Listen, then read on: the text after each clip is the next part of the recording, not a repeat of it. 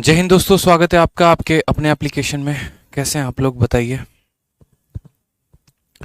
Good evening भाई, good evening, Radhe Radhe सभी को। कैसे हैं आप सभी?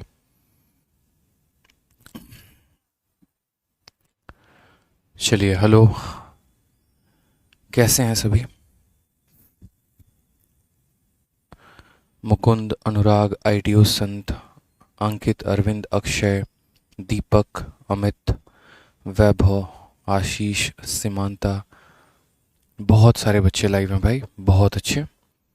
जल्दी से सभी सभी लाइव आ जाओ। बहुत शानदार। तो आज से हम बिल्कुल एक नया टॉपिक शुरू करने वाले हैं और इस टॉपिक का नाम है टाइम एंड वर्क, समय तथा कार्य। ठीक है, समय तथा कार्य बहुत ही महत्वपूर्ण टॉपिक हो जाता है आपके पेपर के लिए।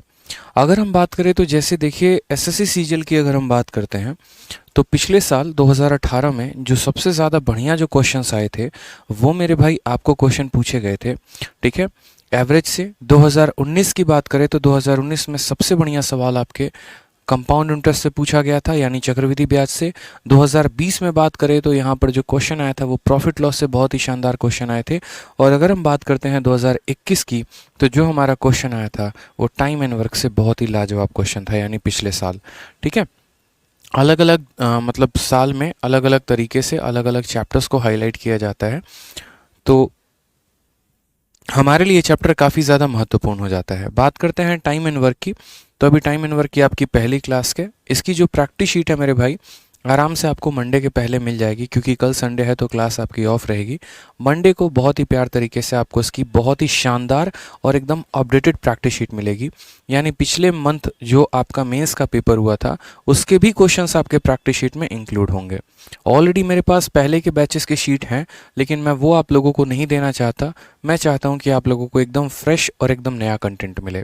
यही खास बात बनाते हैं हमारे एप्लीकेशन पर, और यही खास होता है मेरे कोर्सेज़ को जब आप एनरोल करते हैं तो, कि आपको जो प्रैक्टिस शीट मिलती है वो मेरे पिछले बैच के साथ बिल्कुल भी मैच नहीं करती। यानी कहने का मतलब क्या है कि वो और ज़्यादा अपडेटेड होते हैं, एकदम लेटेस्ट एग्जाम तक के सभी क्वेश्चंस को वो कवर अप कर रहे होते हैं। उसमें मेरी मेहनत ज़्यादा लगती है, लेकिन इससे फ़ायदा आपको ये होता है कि आप अब तक जितने हुए परीक्षाओं में जो क्वेश्चंस हैं उन सभी को आप लगा पाते हो। जैसे मानो फेस 10 का पेपर हो गया, मेंस का पेपर हो गया, एमटीएस का पेपर हो गया, तो जितने भी ये नए सवाल हैं, जितने भी ये लेटेस्ट पैटर्न पर हुए हैं, 8वें महीने में आपका लास्ट एग्जाम हुआ था मेंस का, वहाँ तक के आपके क्वेश्चंस जो हैं वो आपको अपडेटेड मिलेंगे। और जो क्वेश्चंस होंगे ना वो एकदम टाइप वाइज और लेवल वाइज अरेंज फॉर्म में आपको मिलेंगे, तो जो आपके नॉलेज को काफ़ी ज़्यादा मेरे भाई यहाँ पर बढ़ाएंगे। ठीक है, टाइम एंड वर्क एक ऐसा चैप्टर है जिसका रिलेशन किसी के साथ नहीं है। ना इसका रिलेशन परसेंटेज के साथ है, ना इसका रिलेशन प्रॉफिट लॉस के साथ है। यानी ये इंडिपेंडेंट है। अगर आप टाइम एंड वर्क है तो ऐसा नहीं है कि आपको परसेंटेज पढ़ने के बाद ही टाइम एंड वर्क पढ़ना चाहिए। आप यहाँ से अपना मैथ्स की शुरुआत कर सकते हैं। कुछ टॉपिक्स होते हैं जैसे टाइम एंड वर्क हो गया, रेशियो हो गया। ठीक है, यहाँ पर मेरे भाई है ना, बैक में परसेंटेज और प्रॉफिट लॉस की आवश्यकता नहीं होती। आप आराम से यहीं से अपने सेशन की शुरुआत कर सकते हैं, बहुत ही शानदार तरीके से इसे पढ़ सकते हैं। ठीक है, इनमें प्रतिशत के कंसेप्ट का कोई इस्तेमाल नहीं होता, इनके अपने कंसेप्ट लगते हैं। अगर हम बात करें टाइम एंड वर्क में, तो टाइम एंड वर्क में कुल मिलाकर मेरे भाई कितने टॉपिक्स का आएगा यहाँ पर, सारी बातें मैं आपको बता देता हूँ। कितने टोटल ओवरऑल कंसेप्ट यूज़ होने वाले हैं और कितने टॉपिक्स आपको इसके अंदर पढ़ना है, क्या क्या है, हम आपको एक एक बात ओवरऑल बताते हैं। ठीक है, सभी बातों को बड़े ध्यान से समझिएगा। टाइम एंड वर्क मतलब समय तथा कार्य। अब अगर बात करते हैं आपके परीक्षा को लेकर, तो टाइम एंड वर्क में कितने टॉपिक आते हैं, तो सबसे पहला टॉपिक मेरे भाई यहाँ पर आ जाता है टाइम एंड वर्क। दूसरा टॉपिक जो होता है वो टाइम एंड वर्क का ही एक पार्ट होता है जिसको हम बोलते हैं work and wage. Work and wage का मतलब कार्य तथा मजदूरी। और तीसरा जो पार्ट होता है वो मेरे भाई होता है पाइप एंड सिस्टम। इस बार पाइप एंड सिस्टम के बड़े तगड़े तगड़े सवाल पूछे गए थे परीक्षा में आपके। ठीक है, अगर हम बात करते हैं यहाँ पर प्री में कि यहाँ से कितने क्वेश्चंस आपके प्री में आते हैं, तो प्री में कम से कम अगर हम बात करें तो 2 सवाल आपके फिक्स होते हैं। और अगर हम मेंस में बात करते हैं मेरे भाई यहाँ पर कि मेंस में कितने क्वेश्चंस आते हैं, तो मेंस में आपके 3 सवाल फिक्स हैं। यानी ओवरऑल आपके 5 क्वेश्चंस तो आते ही आते हैं पेपर में। ठीक है, तो इस बात का ध्यान रखें। यहाँ पर 5 क्वेश्चन का मतलब 10 नंबर, जो कि बहुत ज़्यादा एक तरीके से सफिशिएंट और इम्पॉर्टेंट माना जाता है। अब तो प्री के नंबर उतने एक तरीके से मान लो कि काउंट नहीं होंगे, लेकिन हाँ क्वालिफाई करने के लिए तो फिर भी ज़रूरी है। और मेंस में हर क्वेश्चन का नंबर 3-3 नंबर का हो चुका है सीजीएल में, यानी 3 × 3 9 नंबर का आपका ये एक तरीके से वेटेज उठा लेता है। ठीक है, जिन पेपर्स में टाइम एंड वर्क पूछा जाता है वहाँ पाइप एंड सिस्टम नहीं पूछा जाता, और जहाँ पाइप एंड सिस्टम पूछा जाता है वहाँ टाइम एंड वर्क नहीं पूछा जाता। तो यहाँ पर ऐसा भी नहीं है कि आप इनमें से किसी एक टॉपिक को स्किप करके चले जाएंगे। साथ में बात करें यहाँ पर, तो ये 3 टॉपिक जो हैं ये तीनों के तीनों आपके लिए बहुत महत्वपूर्ण हैं और सबका संबंध एक दूसरे से रिलेटेड है। यानी अगर आपने टाइम एंड वर्क अच्छे से नहीं पढ़ा तो आपको वर्क एंड वेज समझ में नहीं आएगा, वर्क एंड वेज नहीं पढ़ा तो आपको पाइप एंड सिस्टम समझ में नहीं आने वाला है। इस बात का ध्यान दीजिए। तो आपके लिए यहाँ पर सीरियल वाइज चीज़ें पढ़ना बहुत ज़रूरी है। आपको यहाँ पर क्या होगा, तो आपको पर्टिकुलर तरीके से हर टॉपिक का, जैसे टाइम एंड वर्क का आपको एक प्रैक्टिस शीट मिलेगा प्रॉपर तरीके से, 100 क्वेश्चन से ऊपर होंगे, और फिर उसके बाद उस प्रैक्टिस शीट्स के आपको नोट्स मिलेंगे। उसी तरीके से फिर यहाँ पर वर्क एंड वेज का आपको शीट मिलेगा और फिर उसके बाद इसके नोट्स मिलेंगे। फिर पाइप एंड सिस्टम का आपको यहाँ पर प्रैक्टिस शीट मिलेगा और फिर उसके बाद उसके आपको नोट्स मिलेंगे। जितने भी शीट इन टॉपिक्स के मिलने वाले हैं वो सारे के सारे हाईली अपडेटेड होंगे। ठीक है, टिल रिसेंट एग्जाम तक, और उसके बाद चैप्टर के खत्म होने के बाद ही आपको उसका क्या मिलने वाला है, तो नोट्स मिलने वाला है। ठीक है, समझ गए मेरी बातों को आप यहाँ पे। चलिए नेक्स्ट यहाँ पर बात करते हैं टाइम एंड वर्क, वर्क और वेज और पाइप एंड सिस्टम को लेकर। तो यहाँ पर सबसे पहले हम शुरुआत करेंगे किससे, करेंगे टाइम एंड वर्क से। इन सभी टॉपिक्स को अगर आप बनाना चाहते हैं तो आपका एक चीज़ स्ट्रांग होना बहुत ज़रूरी है, और वो है यहाँ पर मेरे भाई क्या, तो एलसीएम एंड एचसीएफ, लघुत्तम समावर्तक और महत्तम समावर्तक। जो आपने शायद बचपन में पढ़ा होगा कि किसी भी संख्याओं का एलसीएम कैसे निकालते हैं और एचसीएफ कैसे निकालते हैं। ठीक है, एचसीएफ की अगर हम एक पल के लिए छोड़ भी दे तो हमारे लिए एलसीएम बहुत महत्वपूर्ण पड़ जाता है कि हम यहाँ पर एलसीएम अगर निकालना आ गया तो हमें सभी चैप्टर्स को, सभी क्वेश्चंस को बड़े आसानी से, बड़े प्यार से समझ पाएंगे। जो सबसे अच्छी बात आपके लिए हो जाती है वो ये भी हो जाती है कि जो आपके शीट्स हैं वो टाइप वाइज एकदम बढ़िया तरीके से आपको अरेंज है। तो हर एक टाइप में एक नया आप कंसेप्ट सीखेंगे जिसमें मेरे स्मार्ट अप्रोच आपको सीखने को मिलेगा, और उसके बाद आप उन सवालों को बढ़िया तरीके से लगा पाएंगे। तो शुरुआत करते हैं इन 3 टॉपिक्स में। सबसे पहला टॉपिक है टाइम एंड वर्क, उसका। ठीक है, टाइम एंड वर्क क्या होता है। मैं ये मान के चल रहा हूँ कि मानिए यहाँ पर किसी भी बच्चे को कुछ भी नहीं आता और एकदम हम लोग 0 लेवल से शुरू करेंगे और धीरे धीरे धीरे धीरे हम कहाँ तक पहुँचेंगे, तो धीरे धीरे करके हम मेंस के लेवल तक पहुँचने वाले हैं। ठीक है, चलिए डेली जो आपकी क्लास की टाइमिंग होगी वो 6:30 बजे से होगी। 5:30 से 6:30 आपकी रीजनिंग की क्लास होगी, और 6:30 से 7:30 जो है आपका मैथ्स का क्लास होगा। कभी 8 बजे तक भी क्लास हो सकती है, 1.5 घंटे की भी क्लास लग सकती है। ठीक है, और थोड़ा थोड़ा जैसे ये टॉपिक्स खत्म करेंगे फिर उसके बाद हम एडवांस का एक नया टॉपिक के साथ आपके बैच में शुरू करेंगे। आ जाइए, तो सवाल में क्वेश्चन नंबर 1 देखिए सबसे पहले आप यहाँ पर, फिर उसके बाद हम आपको बहुत सारी बात बताएंगे। पहले एक सवाल पढ़िए कि असल में सवाल आता कैसे है, और फिर उसके बाद हम उसके पीछे के कंसेप्ट को जानेंगे कि टाइम एंड वर्क में हमें क्या क्या सीखना होता है। सबसे पहला सवाल हिंदी इंग्लिश दोनों में पढ़िए। ए एक काम को 12 दिनों में पूरा कर सकता है, जबकि बी उसी काम को 18 दिनों में कर सकता है। यदि वे एक दिन साथ काम करते हैं तो कितने दिनों में ए और बी एक साथ एक काम को पूरा कर पाएंगे। ऐसे सवाल, जैसे मान लीजिए कि आप जिस कमरे में बैठे हैं, अगर उस कमरे को अकेले आप बनाओ तो उस कमरे को आप 20 दिनों में बना सकते हो, और उस कमरे को मैं बनाऊं तो मैं उस कमरे को मान लो 15 दिनों में बना सकता हूं। तो अगर हम दोनों मिलकर उस कमरे को बनाएं तो कितने दिनों में बनेगा। तो जाहिर सी बात है समय कम लग, लेकिन वो कितने दिनों में बनेगा, कैसे बनेगा, क्या पता हमें। तो उसके लिए हमें सबसे पहले इसका बेसिक समझना पड़ेगा कि यहाँ पर जो है इसका बेसिक क्या है। इसीलिए जो आपको प्रैक्टिस शीट मिलेगी उसमें आप अभी पढ़ रहे हैं टाइप नंबर 1। टाइप नंबर 1 में क्या है, तो हमारे 2 वेरिएबल्स हैं, यानी ए और बी के बारे में चर्चा होगी। फिर थोड़ा हम आगे पढ़ेंगे तो हम पढ़ेंगे टाइप नंबर 2, जहाँ पर ए, बी और सी यानी 3 लोगों के बारे में चर्चा होगी। तो जो बेसिक कंसेप्ट होता है टाइम एंड वर्क का, वो मेरे भाई क्या होता है वो समझिए सबसे पहले आप लोग। ठीक है, टाइम एंड वर्क का फॉर्मूला क्या होता है वो आपको लाइफ टाइम ध्यान रखना है, तभी आप सवालों को बना पाएंगे। हिंदी इंग्लिश हम दोनों भाषा में लिखेंगे तो परेशान होने की ज़रूरत नहीं है। सबसे पहले अगर हम यहाँ बात करते हैं तो सबसे पहले हमारा हो जाता है वर्क। आप हर एक चीज़ की बात समझो, क्या क्या डेफिनेशन आप इस्तेमाल करते हो। तो एक होता है टाइम। टाइम का मतलब हो गया समय, कि जितने समय में आप किसी कार्य को खत्म करते हैं। ठीक है, इसके बारे में तो कुछ बताने की ज़रूरत नहीं है। जैसे मुझे किसी कार्य को करने में 10 दिन लगता है, 5 दिन लगता है, 6 दिन लगता है, वो जो समय हमारा, ये समय जो है हमारा कभी दिन में भी दिया जा सकता है, घंटों में भी दिया जा सकता है। ठीक है, और यहाँ पर हमें साल में भी दिया जा सकता है, ईयर में भी, मतलब कुछ भी हो सकता है, इसके कोई भी यूनिट हो सकते हैं। ठीक, उसके बाद यहाँ पर आ जाता है हमारा वर्क। अब ये वर्क क्या है? तो वर्क का मतलब यहाँ पर कार्य, ठीक है, यानी आप क्या काम कर रहे हैं। आप खिलौना बना रहे हैं, आप घर बना रहे हैं, आप दीवार जोड़ रहे हैं, आप एक तरीके से काम को देखो। काम भी यहाँ पर दो तरीके का होता है, जो वर्क होता है वो दो तरीके का होता है। एक हमारा होता है पॉजिटिव वर्क और एक हमारा होता है नेगेटिव वर्क। बोलोगे सर पॉजिटिव और नेगेटिव वर्क क्या है? जैसे मान लीजिए कि आप कोई घर बना रहे हैं, तो आप चीज़ों को बना रहे हैं ना, यानी कुछ अच्छा क्रिएट कर रहे हैं, तो वो जो काम हो जाएगा वो हमारा क्या हो जाएगा? पॉजिटिव। जहाँ पर हम किसी चीज़ का निर्माण करते हैं, हम बनाते हैं, ठीक है। लेकिन वहीं पर आपका दिमाग खराब हो गया और आप अपने पड़ोसी का घर जो है जाकर तोड़ना शुरू कर दिए।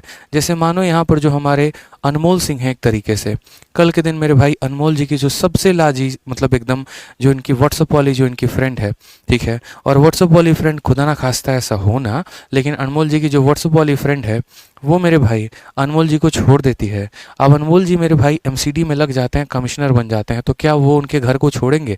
बिल्कुल भी नहीं छोड़ेंगे। वो घर भी नहीं रहेगा जिसमें हमारी यादें थीं, ऐसा कह के वो उस घर को तुड़वा देंगे। तो वो जो उस घर को तुड़वाएंगे तो वो कैसा काम कर रहे हैं? नेगेटिव काम कर रहे हैं। तो इसको हम क्या बोलते हैं? नेगेटिव वर्क बोलते हैं, यानी जहाँ पर कार को ख़त्म किया जाता है। एक तरीके से आप कह सकते हैं तोड़ना, या आप डिमोलिश कह सकते हैं। जैसे मानो क्या होता है कि एक बंदा एक घर को बनाए जा रहा है और दूसरा बंदा एक तरफ से कार्य को घर को तोड़े जा रहा है। जो बनाएगा वो पॉजिटिव काम करेगा, जो तोड़ेगा वो नेगेटिव काम करेगा, ठीक है। आगे चलकर यही दो अलग अलग टॉपिक्स दो अलग अलग चैप्टर में बढ़ जाते हैं। ये जो नेगेटिव वाला काम होता है ना, यही आगे चल के पूरा का पूरा केस बनाता है, और उसी को हम कहते हैं पाइप एंड सिस्टर्न। अगर आप देखेंगे तो पाइप एंड सिस्टर्न यानी नल और टंकी, ठीक है। इस नेगेटिव काम का सबसे ज़्यादा जो रोल होता है वो पाइप एंड सिस्टर्न में होता है, जहाँ पर एक नल टंकी को भर रहा होता है, दूसरा खाली कर रहा होता है। समझ रहे हो मेरी बात को? तो जो टंकी में खाली करने वाला नल है वो नेगेटिव काम कर रहा है, और जो टंकी में भरने वाला नल है वो पॉजिटिव काम कर रहा है, ठीक है। तो इस तरीके से वर्क हमारे कितने प्रकार के होते हैं? दो प्रकार के होते हैं। अब आ जाता है सबसे महत्वपूर्ण जो तीसरा पॉइंट है, वो मेरे भैया है यहाँ पर एफिशिएंसी। सबका फूफा एकदम, ठीक है, बिल्कुल फूफा कह सकते हैं आप इन्हें। नाराज़ हो जाएंगे अगर इनके बारे में हम नहीं पढ़ेंगे तो, फूफा लोग जल्दी नाराज़ होते हैं। एफिशिएंसी का मतलब क्या हो गया मेरे भाई? तो क्षमता, ठीक है। जैसे मानो यहाँ पर अलग अलग लोग होते हैं काम करने वाले, आपके कार्य करने की क्षमता अलग है। एक जो मजदूर आपके यहाँ दिहाड़ी पर काम करने आता है उसकी क्षमता अलग है। जैसे अगर मैं आपको बोलूँ और उस मजदूर को बोलूँ कि दोनों के दोनों काम करो, ठीक है, तो क्या पता वो आपसे कई गुना ज़्यादा काम कर दे। लेकिन अगर मैं आपको और उसको बोलूँ कि दोनों के दोनों मैथ्स के क्वेश्चन लगाओ, पता चलेगा आप 100 क्वेश्चन लगाए तो बेचारा 10 क्वेश्चन लगाया। तो क्षमता जो होती है वो अलग अलग होती है, और क्षमता के हिसाब से क्या होता है? कार्य जल्दी खत्म होता है, ठीक है। जैसे मान लीजिए कि आप और आपके वो मतलब जो भी हैं आपके दिल के करीब लफ्ते जिगर जिनको हम बोले, आप दोनों जा रहे हो पिज़्ज़ा खाने, ठीक है। आपकी रोज़ की आदत है पिज़्ज़ा खाने की, उनकी आदत नहीं है। अब उनकी आदत नहीं है तो क्या होगा? जितने देर में आप एक पिज़्ज़ा निपटाओगे पता चलेगा वो 3 पिज़्ज़ा निपटा चुकी हैं। यानी यहाँ पर एफिशिएंसी क्या हो गई? बट गई, ठीक है। समय दोनों को तो बराबर लग रहा है, आपने भी आधे घंटे तक पिज़्ज़ा खाया, उन्होंने भी आधे घंटे तक खाया, लेकिन पता चला आधे घंटे में आप एक ही खा पाए और उन्होंने 3 पार्ट निपटा दिया। तो क्षमता बदल गई कि नहीं बदल गई? बताइए यहाँ पर, ठीक है। तो एफिशिएंसी क्या होती है? एफिशिएंसी हमेशा क्या होती है? तो एफिशिएंसी हमेशा एक तरीके से, जिस तरीके से आपका काम दो प्रकार का होता है, तो एफिशिएंसी भी हमारा दो प्रकार की होती है, एक पॉजिटिव और एक हमारा नेगेटिव, ठीक है। जैसे मानो जो पॉजिटिव काम करेगा उसकी क्षमता पॉजिटिव है, और जो नेगेटिव काम करेगा उसकी क्षमता नेगेटिव है। क्या यहाँ से एक बात बताने की ज़रूरत है? सोचो, जो जितना ज़्यादा क्षमतावान होगा उसका समय क्या लगेगा? उतना कम, ठीक है। जैसे मानो मैं एक दिन में 10 खिलौने बना देता हूँ और मुझे 100 खिलौने बनाने हैं, ठीक है, यानी मुझे कितने दिन लगेंगे? 10 दिन लगेंगे। लेकिन आप एक दिन में 2 खिलौने बना पाते हैं और आपको 100 खिलौने बनाने हैं, यानी आपको क्या लगेगा? तो 50 दिन लगने वाला है। तो हम यही बात आपसे कह रहे हैं, और क्या कह रहे हैं कि जिसकी एफिशिएंसी ज़्यादा होगी उसका समय क्या लगेगा? कम लगेगा। अब ये रिलेशन थोड़ा सा और प्यार से हम लोग पढ़ेंगे, और उसके लिए हमें उस फॉर्मूला को पढ़ने की आवश्यकता है। हमने कहा समय अलग होता है, वर्क अलग होता है, एफिशिएंसी अलग होता है, तो कोई एक चीज़ तो होगी जो तीनों को कनेक्ट करती होगी, वो इनका फॉर्मूला होता है। इनका फॉर्मूला क्या होता है? तो इनका फॉर्मूला आपको पढ़ना है कि मेरे भाई जो वर्क होता है ना, सॉरी अगर हम बात करें यहाँ पर, तो जो हमारी एफिशिएंसी होती है वो एफिशिएंसी हम कैसे निकालते हैं, ठीक है। तो एफिशिएंसी का जो फॉर्मूला होता है वो मेरे भाई होता है टोटल वर्क, क्या हो जाता है, टोटल वर्क और डिवाइडेड बाय कितना, डिवाइडेड बाय मेरे भाई यहाँ पर टोटल टाइम। यानी हम क्या करते हैं, कुल कार्य को कुल समय के साथ भाग कर देंगे तो क्षमता निकल जाएगी। जैसे मान लीजिए मेरे किसी भाई को यहाँ पर 100 खिलौने बनाने हैं और वो डेली का मात्र 10 खिलौने बना पाता है, तो इस हिसाब से यहाँ पर जो है उसको कितने दिन लगने वाले हैं, 10 दिन। या अगर हम बात करें कि किसी मेरे भाई को 100 खिलौने बनाने हैं और उसको बनाने में उसे 10 दिन लग गए, यानी वो एक दिन में कितना खिलौने बनाता है, तो 100/10 यानी एक दिन में वो 10 खिलौने बना पाएगा। ठीक है, तो हमने यहाँ पर यही बात कहा कि जो एफिशिएंसी होती है यानी जो हमारी क्षमता होती है, ठीक है, ये क्षमता हमारी बराबर होती है किसके, तो ये जो क्षमता होती है हमारे बराबर होती है कुल कार्य और बट्टे में कितना हो जाएगा, तो बट्टे में हमारा कुल समय हो जाएगा। आप इस टॉपिक का नोट जो है ना वो या तो जब हम चैप्टर ख़त्म कर देंगे और चैप्टर ख़त्म करने के बाद जब हम नोट्स देंगे तो आप उसको देखकर बना लीजिएगा, या फिर आप आराम से अभी मेरी चीज़ों को समझिए कि मैं क्या पढ़ा रहा हूँ और उसके बाद दोबारा से रात में बैठकर आराम से एक बार वीडियो को आराम से देख के धीरे धीरे देखकर अपने नोट्स को बना पाएंगे। ठीक है, तो हमने यहाँ पर क्या कहा, हमने यहाँ पर जो क्षमता है वो बराबर है किसके, तो कुल कार्य बटे कुल समय के। ठीक है, अब जैसे मानिए इसका एक बेसिक एग्जांपल हम लोग देखते हैं। जैसे मैंने कहा कि ए किसी काम को कितने दिनों में कर रहा है, तो ए किसी काम को यहाँ पर जो है ए किसी काम को मान लीजिए कि यहाँ पर 10 दिनों में कर रहा है, लेकिन इसके करने के पहले आपको समझना पड़ेगा एलसीएम, कि हम एलसीएम कैसे निकालें। यहाँ पर किसी भी संख्या का एलसीएम बड़ा ज़रूरी है, एलसीएम सीखना, यानी लघुत्तम समावर्तक की हम एलसीएम कैसे निकालते हैं सवालों में। ठीक है, तो जैसे मान लीजिए कि हमारे पास काफ़ी सारी संख्या है, मैं आपको बोलूँ यहाँ पर कि 10 भी है और हमारा 20 भी है, आप बताओ कि इनका एलसीएम क्या होगा, लघुत्तम समावर्तक क्या होगा, लसा जिसको हिंदी में कहते हैं। पहली बात आप ये समझो कि एलसीएम होता क्या है और एलसीएम निकालने की आवश्यकता क्यों पड़ती है, एलसीएम का फुल फॉर्म क्या होता है। तो देखो यहाँ पर जो ये एलसीएम होता है ना, इसका फुल फॉर्म होता है लीस्ट कॉमन मल्टीपल। यानी अगर हम बात करें कि एक संख्या 10 है और एक संख्या 20 है, इन दोनों का एलसीएम निकालिए, लघुत्तम समावर्तक निकालिए, तो यानी हम एक ऐसी संख्या को निकालने की बात करते हैं, ठीक है, जो मेरे भाई 10 से भी कट जाए और 20 से भी कट जाए, यानी वो सबसे छोटी संख्या जो हमारा 10 से भी कट जाए और 20 से भी कट जाए वो क्या है, इसी को बोलते हैं हम एलसीएम। ठीक है, समझ रहे हैं मेरी बात को यहाँ पर आप। उसी तरीके से कल के दिन अगर मैं बोलूँ कि यहाँ पर 2 हो गया, 3 हो गया, 4 हो गया, सबसे छोटी संख्या बताओ जो 2, 3 और 4 से कट जाए, तो यहाँ पर हम इसको बोलते हैं एलसीएम। एलसीएम निकालने के कई सारे तरीके होते हैं। ठीक है, अगर हम एलसीएम की बात करें यहाँ पर तो एक मेथड होता है हमारा जिसको हम कहते हैं prime factorisation method. Prime factorisation method,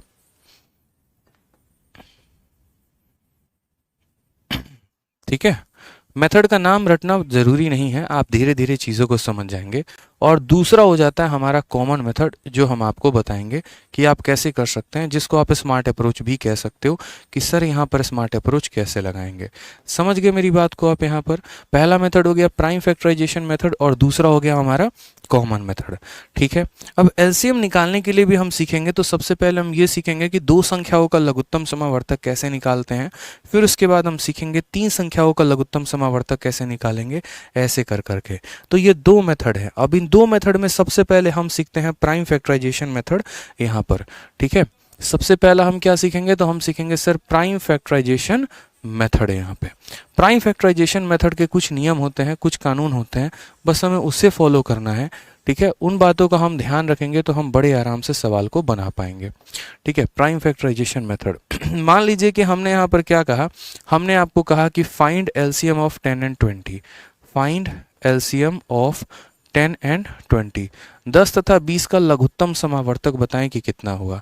तो आपको यहाँ पर क्या करना है, आपको यहाँ पर 10 ले लेना है और यहाँ पर आपको क्या लेना है, 20 ले लेना है कॉमा लगा के, और ऐसे लाइनें खींचते रहनी है। ठीक है, यहाँ पर जो सबसे पहला इसका कानून होता है ना, नियम कानून, वो होता है स्टेप नंबर 1 कि आपको सबसे छोटी संख्या से सबसे पहले भाग करना है। आपको क्या करना है, भाग करना है, लेकिन divide by smallest number, divide by smallest number. बड़े प्यारे प्यारे इसके नियम होते हैं, समझते चलिएगा। जैसे कोई बच्चा क्या करेगा, कोई बच्चा सोचेगा हम सबको 5 से भाग कर दें, ऐसा नहीं होता। सबसे पहले आप इसे सबसे छोटी संख्या से भाग करेंगे, ठीक है। फिर उसके बाद यहाँ पर क्या होगा, तो दूसरा कानून ये भी होगा यहाँ पर इतना, बस यही 2 कानून है और कोई कानून नहीं है, ठीक है। आप जिस संख्या से यहाँ भाग करेंगे ना, वो कम से कम 2 संख्याओं को भाग करना चाहिए, कम से कम 2 संख्याओं को भाग करना चाहिए। बहुत बच्चे ऐसे होते हैं कि भाग तो करेंगे, लेकिन ये देखते हैं एक संख्या भाग हो रही है और दूसरी भाग नहीं हो रही है, तो हम वैसे नहीं कर सकते, ठीक है। जिस नंबर से आप भाग कर रहे हैं वो कम से कम 2 संख्याओं को भाग करना चाहिए। तो यहाँ पर हम ये कह सकते हैं, जो नंबर भाग करता है उसे हम डिवाइज़र बोलते हैं। तो डिवाइज़र, ठीक है, डिवाइज़र मस्ट डिवाइड एटलीस्ट, कम से कम एटलीस्ट 2 नंबर।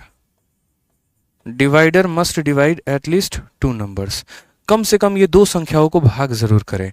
तो जैसे मानिए हमने यहाँ पर लिखा 10 और 20 का एलसीएम निकालना है, तो क्या करेंगे, सबसे छोटी संख्या 2 होती है, तो 2 से भाग लगाया, 2 से इसमें भाग लगाया कितनी बार में, 5 बार में, तो यहाँ 5 लिख देंगे।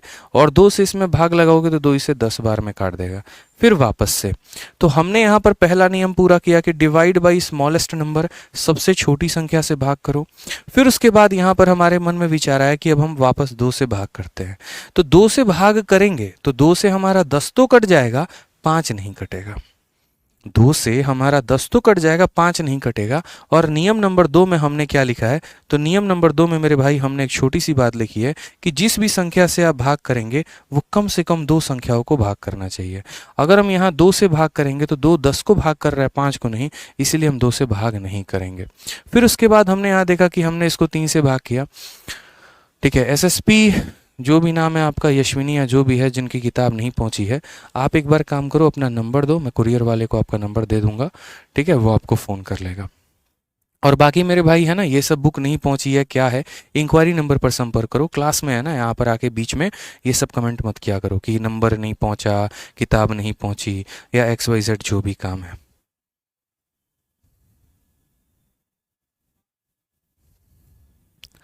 ठीक है अभिषेक यादव, आपका कमेंट हमने सुन लिया है कि क्लास को 1 मिनट एक्स्ट्रा लाइव रहने देंगे ताकि क्लास बंद ना हो, ठीक है जी, समझ लीजिए। तो हमने यहाँ पर कहा कि अब हम इसमें किससे डिवाइड करेंगे, तो अब 2 से डिवाइड करेंगे तो नहीं हो पाएगा, 3 से डिवाइड करेंगे तो नहीं हो पाएगा, 4 से डिवाइड करेंगे तो दोनों को नहीं कर पाएगा, यानी 5। 5 से इसको कितनी बार में किया, 1 बार में, और 5 से इसको कितनी बार में किया, 2 बार में। तो अब अगर हमें इनका एलसीएम लिखना है तो इनका एलसीएम क्या हो जाएगा, तो इनका एलसीएम हो जाएगा 2, ठीक है। और यहाँ पर कितना हो जाएगा, 5, और यहाँ पर जो संख्या बच जाती है उन सबसे गुना कर देते हैं। लघुत्तम समावर्तक निकालना है, लघुत्तम समावर्तक निकालना है तो क्या करेंगे, इधर जो संख्या बची है उससे गुना कर दिया, इधर जो संख्या बची है उससे गुना कर दिया।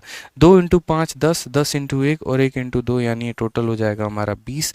यानी हम दोस्त यहाँ पर क्या बोलेंगे, हम यहाँ पर ये बोलेंगे कि 10 और 20 का जो एलसीएम होता है वो कितना होता है, तो 20 होता है, ठीक है। 10 और 20 का जो लघुत्तम समावर्तक होता है वो कितना होता है, तो 20 होता है। कोई दिक्कत की बात यहाँ पे आ जाइए। अब आप लोग मुझे जल्दी से कमेंट बॉक्स में बताइए कि अगर मुझे यहाँ पर 15 का और मुझे 20 का एलसीएम निकालना पड़े तो यहाँ पर बताइए क्या होगा एलसीएम ऑफ 15 एंड 20। 15 और 20 का मुझे बताइए यहाँ पर कि एलसीएम कितना होने वाला है, जल्दी से बताइए आप लोग। 15 और 20 का जो है एलसीएम कितना होगा, बताइए।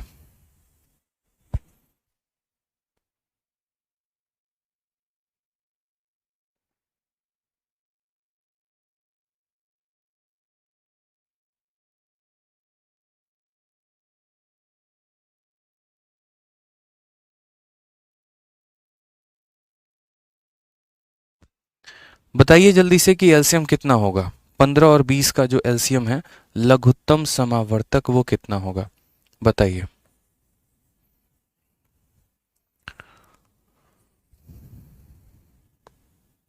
बहुत शानदार, बच्चे 60 60 60 बता रहे हैं, कुछ बच्चे 30 भी बता रहे हैं। देखो असल में हमें करना क्या था, तो हमें कुछ नहीं करना, हम यहाँ पर 15 लिखेंगे और यहाँ पर हम 20 लिखेंगे। देखो क्या ये संख्या 2 से डिवाइड हो सकती है, तो बोलोगे नहीं सर 2 से नहीं डिवाइड हो सकती है, क्योंकि 2 से 20 तो हो जाएगा लेकिन 15 नहीं होगा। और हम ऐसी संख्या को चूज करेंगे जो कम से कम दोनों को हमारा डिवाइड कर पाए। उसके बाद हमने कहा कि देखो क्या ये संख्या आपकी 3 से डिवाइड हो जाएगी, तो नहीं। 4 से होगी, नहीं। 5 से हो जाएगी। 5 से ये कितनी बार में होगी, 3 बार में। और 5 से ये कितनी बार में होगी, 4 बार में। तो यहाँ पर साफ तौर पर हम क्या लिखेंगे, एलसीएम। एलसीएम बराबर कितना हो जाएगा, तो यहाँ 5 आ चुका है। अब ये 3 और 4 कोई ऐसी संख्या नहीं है जो दोनों को डिवाइड कर सके, कोई भी संख्या नहीं है जो दोनों को डिवाइड कर सके। तो जब ऐसा बच जाए कि जब वो डिवाइड ही ना हो, तो उनको एज इट इज़ मल्टीप्लाई कर देते हैं। तो 5 इंटू 3 इंटू 4, 5 का 3 गुना 15 और 15 का 4 गुना 60, यानी इनका एलसीएम कितना आ जाएगा, तो इनका एलसीएम हमारा 60 आ जाएगा। ठीक है भाई, इनका एलसीएम कितना आ जाएगा, तो 60 आ जाएगा। आ जाइए अब एक और क्वेश्चन थोड़ा सा ऊपर लेवल का देखें, थोड़ा सा 3 संख्याओं का, कि हम 3 संख्याओं का एलसीएम कैसे निकालेंगे। जैसे मान लीजिए हमें निकालना है एलसीएम ऑफ यहाँ पर, ठीक है, 10 हो गया, 12 हो गया और यहाँ पर 20 हो गया। मुझे बताइए इसका एलसीएम कितना होगा। 10, 12 और 20 कितना होगा, बताइए जल्दी से। हमने कहा सर देखो 10, 12, 20 का एलसीएम निकालना है ना, तो 10, 12, 20 का एलसीएम निकालना है तो वही मेथड रहेगा अपना। पहले हम 10 लिखेंगे, फिर हम 12 लिखेंगे, फिर हम 20 लिखेंगे। किससे डिवाइड करना शुरू करेंगे, तो सबसे छोटी संख्या से। सबसे छोटी संख्या कौन है, तो 2 है। 2 से हमारा 10 भी कटेगा, 2 से हमारा 12 भी कटेगा, 2 से हमारा 20 भी कटेगा। ठीक है, 2 से आप 10 को कितनी बार में काट पाओगे, 5 बार में। 2 से आप 12 को कितनी बार में काट पाओगे, 6 बार में। 2 से आप 20 को कितनी बार में काट पाओगे, 10 बार में। अब फिर वापस से इसे डिवाइड करना है। मैंने कहा कि ऐसी संख्या को आपको यहाँ चूज करना है जो कम से कम 2 संख्याओं को तो भाग करे। ज़रूरी नहीं कि वो सबको भाग करे, लेकिन कम से कम 2 संख्याओं को भाग करे। अब उसके बाद वापस से हमने 2 को उठाया, क्यों, क्योंकि 2 हमारा 6 को भी भाग कर रही है और 2 हमारा 10 को भी भाग कर रही है, यानी कम से कम 2 संख्याओं को भाग कर रही है। 2 हमारा 5 को भाग कर पा रही है, काट पा रही है, नहीं। तो जब नहीं काट पा रही है तो उसको आप ऐसे रहने दो, कोई दिक्कत की बात नहीं। 2 हमारा 6 को कितनी बार में भाग कर पाएगी, 3 बार में। 2 हमारा 10 को कितनी बार में भाग कर पाएगी, 5 बार में। ठीक है मेरे भाई, अब आगे आ जाओ एक और पॉइंट। अब देखो यहाँ पर कौन सी ऐसी संख्या है जो कम से कम 2 संख्याओं को भाग कर पाएगी, तो बोलोगे सर 5। ठीक है, 5 हमारा 5 को कितनी बार में भाग कर पाई, 1 बार में। क्या 5 3 को काट पाएगी, नहीं, तो ऐसे रहने देंगे। क्या 5 5 को डिवाइड कर पाएगी, हाँ जी, 1 बार में कर पाएगी। तो बस यहाँ पर आप लिखिए कि जो आपका एलसीएम है वो कितना है, तो बोलेंगे सर एलसीएम बराबर 2 इंटू 2 इंटू 5। देखो पहले 2 इंटू 2 इंटू 5 और नीचे हमारा कितना है, तो नीचे हमारा 3 है, तो हमने लिख दिया।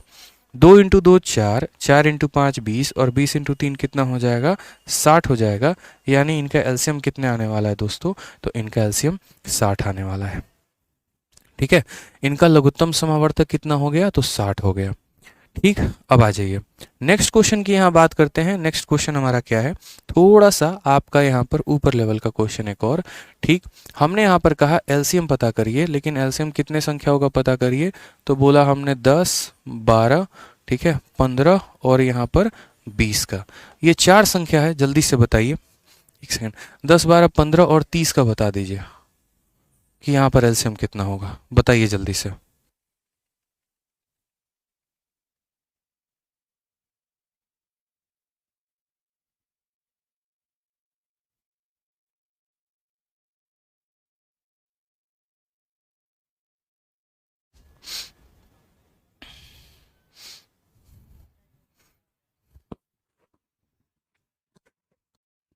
बताइए, आंसर बताइए कितना आएगा।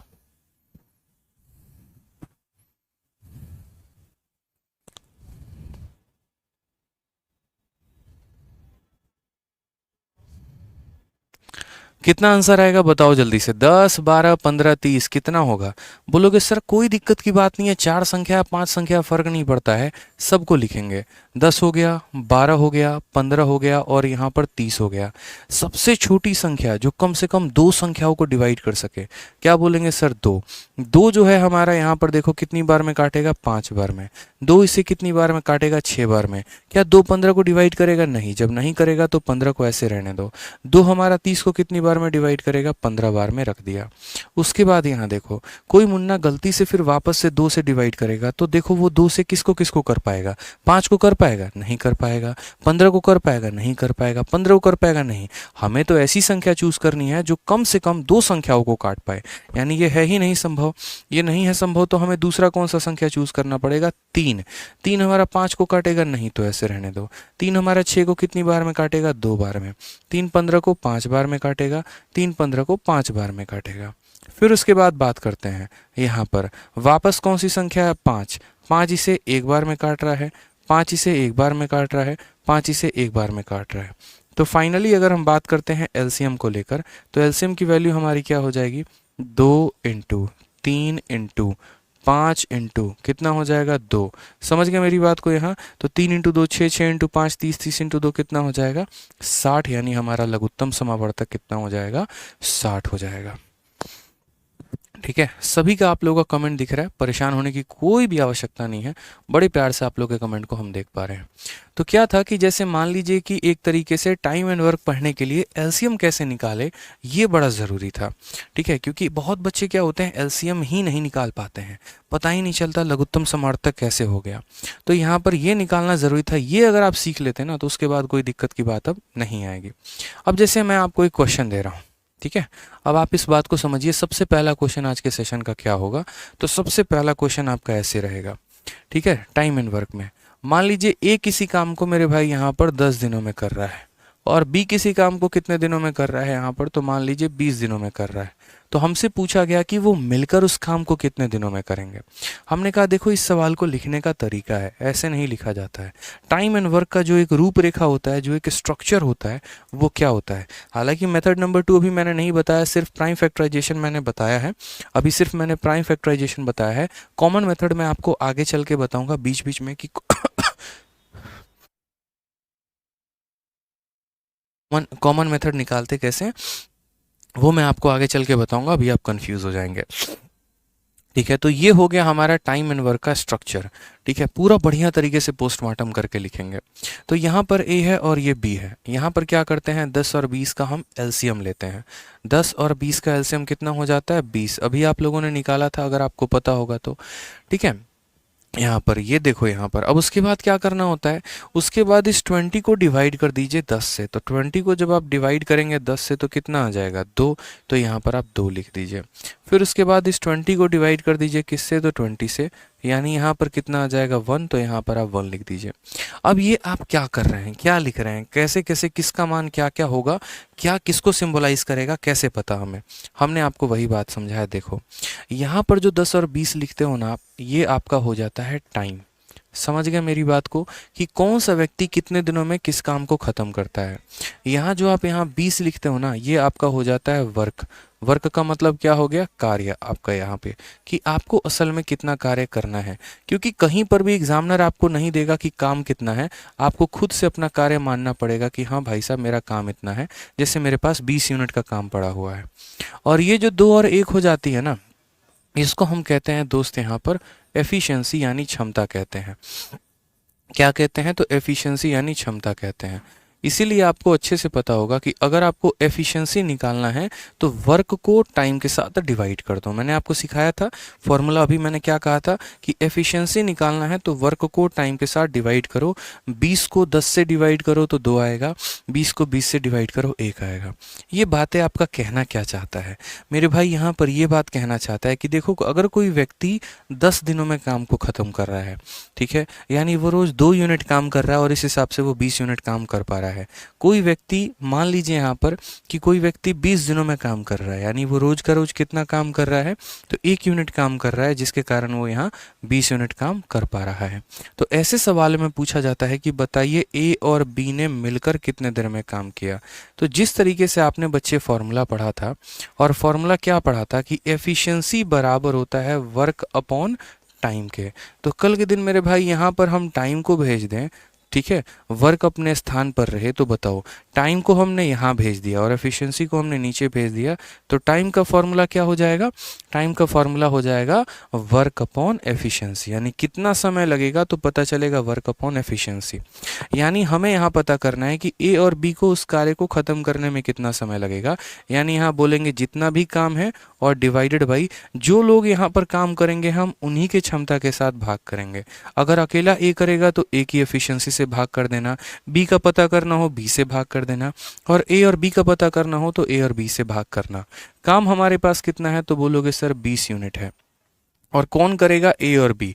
ए एक दिन में 2 यूनिट काम करेगा, बी एक दिन में 1 यूनिट काम करेगा। तो इसको 2 + 1 यानी यहाँ पर 3 से भाग करना है, तो आंसर हमारा 20/3 डेज आ जाएगा। ये हमारा करेक्ट आंसर होगा। समझ गए मेरी बात को? यहाँ पर कितना हो जाएगा तो 20/3 डेज हो जाएगा। एक बच्चा का 6 होल, अच्छा 6 होल 2/3 लिखा हुआ है, ठीक है, हमको लगा कि 62/3 बोला गया है।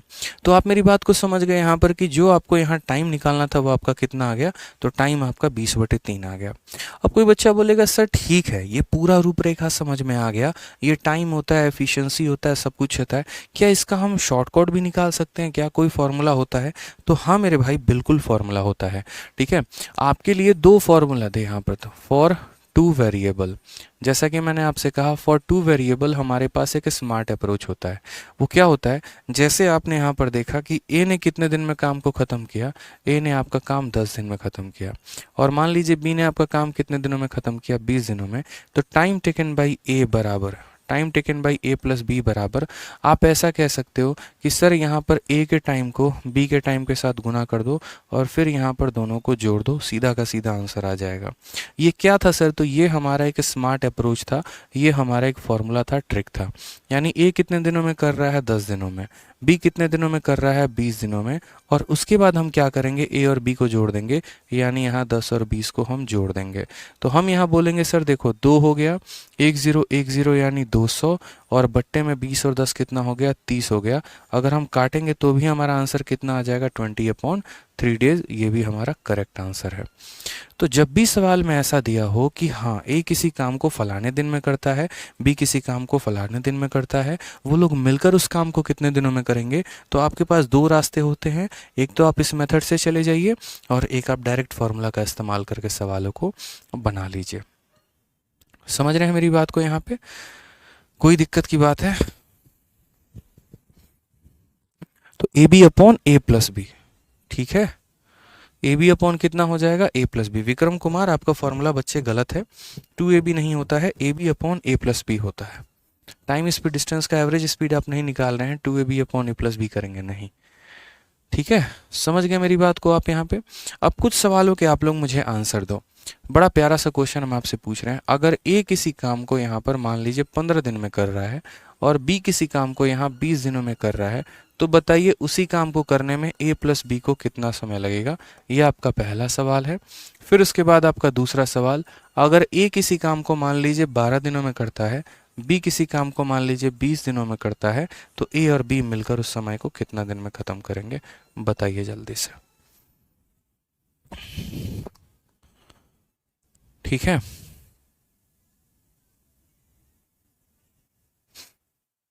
आप लोगों को किसी भी तरह की इंक्वायरी है तो आपका इंक्वायरी नंबर ये रहा 8506003399। आप इस पर संपर्क करेंगे। ठीक है, कि बैच मोबाइल में चलेगा, लैपटॉप में चलेगा, क्या चलेगा, कहाँ से डाउनलोड होगा, कैसे एडमिशन ले पाएंगे, क्या फ़ीस रहेगी, किस तरीके से है, क्या है, सारी बातें आप इस पे कर लेना मेरे दोस्त, मुझे पढ़ा लेने दो। ठीक है, बड़ी मुश्किल से हमारे पास 1 घंटे हैं यहाँ पर, और उस 1 घंटे में अगर हम इन फालतू की पंचायत में लगे रहें तो बड़ा समय हमारा वेस्ट चला जाएगा। जिस भी तरह की आपकी इंक्वायरी है, हमारी टीम पूरी आपकी सेवा में हाजिर है, तो आप उस पर बात कर लीजिएगा। ठीक है, चलिए आ जाइए। आपने कहा सर अभी हमने पढ़ा है 2 तरीके से, एक तो हम एलसीएम मेथड जानते हैं और एक फार्मूला जानते हैं, हम दोनों से निकाल सकते हैं। मैं आपको ज़्यादा एलसीएम मेथड सिखाने पे जोर करूँगा, क्योंकि हमें पूरा का पूरा यहाँ पर एक तरीके से उसी मेथड से हमारा यूज़ करके सवाल बनना है। हमने कहा 15 और 20, 15 और 20 का एलसीएम लीजिए कितना आएगा? तो आपने कहा सर आपने अभी सिखाया था 15 और 20 का एलसीएम लेते कैसे हैं बताइए? तो पता है ना 15-20 का एलसीएम कैसे लेते हैं? क्या 2 दोनों को डिवाइड कर पाएगा? नहीं। 3 कर पाएगा? नहीं। तो पहले 5 से किया, 5 इसको 3 बार में काटा, 5 इसको 4 बार में काटा, तो जो इसका एलसीएम आएगा वो कितना आएगा, तो 5 इंटू यहाँ 3 और इंटू 4 कितना हो जाएगा, तो 5 इंटू 3 15 इंटू 4 60, यानी एलसीएम कितना आ गया दोस्तों, 60 आ गया। तो हम इन दोनों का एलसीएम ले लेंगे, कितना हो जाएगा, 60 हो जाएगा। इस 60 को जब हम 15 के साथ डिवाइड करेंगे तो 4 बार में, और 60 को जब 20 से डिवाइड करेंगे तो 3 बार में हो जाएगा। यहाँ पे ये वाला 60 क्या होता है, तो वर्क होता है, ये 4 और 3 क्या होता है, तो एफिशिएंसी होता है। अब हमें टाइम निकालना है, तो टाइम बराबर क्या होगा, वर्क अपॉन एफिशिएंसी। कोई दिक्कत की बात है तो बताओ, बोलोगे नहीं सर। वर्क हमारा कितना है, तो बोलोगे सर 60, और एफिशिएंसी कितना है, तो 4 + 3 यानी कितना हो जाएगा, 7, यानी करेक्ट आंसर 60/7 आएगा। ये हमारा सही उत्तर है। कितना आएगा मेरे भाई, 60/7, 60/7। तो पहले वाले का आंसर यहाँ कितना होगा, 60/7 इज द करेक्ट आंसर। आ जाइए दूसरे वाले का आंसर निकालते हैं। दूसरे वाले का आंसर हमारा कितना आएगा, हमने कहा देखो 12 है और 20 है, तो 12 और 20 का एलसीएम कितना होगा बताओ। वापस आपको सिखाया एलसीएम निकालना, कैसे निकालेंगे, तो बोलेंगे सर यहाँ 12 लिख दीजिए, यहाँ 20 लिख दीजिए, डिवाइड करिए। 2 से काटिएगा तो 6 बार में, 2 से काटिएगा तो 10 बार में, 2 से काटिएगा तो 3 बार में, और 2 से काटिएगा तो 5 बार में। तो जो हमारा एलसीएम आएगा सर वो कितना आएगा, तो बोलेंगे सर 2 इंटू 2 इंटू यहाँ पर हो जाएगा 3 इंटू 5, ठीक है। 2 इंटू 2 4, 4 इंटू 3 12, 12 इंटू 5 कितना हो जाएगा, 60 हो जाएगा यहाँ पे। यानी यहाँ पर इन दोनों का एलसीएम कितना आने वाला है, तो 60 आने वाला है, ठीक है। अब यहाँ पर जब 60 को आप 12 से डिवाइड करोगे, आप जब 60 को 12 से डिवाइड करोगे कितनी बार में काटेगा, 5 बार में। 12 का तो पहाड़ा याद होगा आपको, 60 को 12 से भाग करने पे 5 आएगा, 60 को 20 से भाग करने पे 3 आएगा मेरे भाई। तो यहाँ पर जो हमें टाइम बताना है, तो टाइम का फॉर्मूला क्या होता है, वर्क अपॉन एफिशिएंसी होता है मेरे भाई। तो बोलोगे हाँ सर, वर्क हमारा कितना है, तो 60 है, और एफिशिएंसी हमारी 5 + 3 यानी कितना हो जाएगा, 8 हो जाएगा। ये कटेगा तो काट देना, जैसे 2 से अगर आप काटोगे, ठीक है, आप 4 से सीधा काट सकते हो, 4 से ऊपर वाला कटेगा 15 बार में, 4 से कटेगा 2 बार में, तो आंसर हमारा कितना हो जाएगा, 15/2 days is the correct answer. ये हमारा सही उत्तर है। समझ गए। अभी हम आपको कैलकुलेटिव क्वेश्चंस भी कराएंगे, सारे के सारे कराएंगे, कोई दिक्कत की बात नहीं है, कोई परेशानी की बात नहीं, ठीक है। चलिए अब यहाँ पर बात करते हैं सीधा का सीधा सवालों का। सबसे पहला क्वेश्चन आपका सीपीयू का पूछा गया है, बताइए आंसर कितना होगा।